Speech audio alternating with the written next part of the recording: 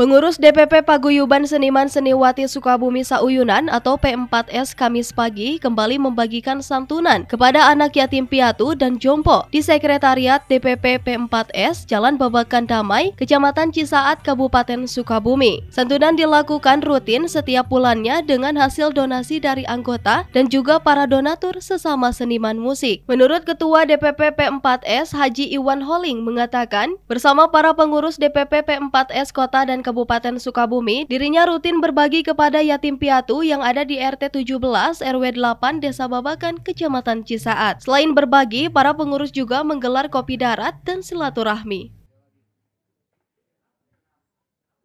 Hari ini Paguyuban Seniman Seniwati Sauyunan Sukabumi dan jajarannya kami mengadakan acara kopdar silaturahmi antara pengurus dan anggota Kota dan Kabupaten Sukabumi. Hari ini mengadakan acara santunan anak yatim dan jompo yang berada di wilayah RT 17 RW 08 Cisaat, kurang lebih 50 orang.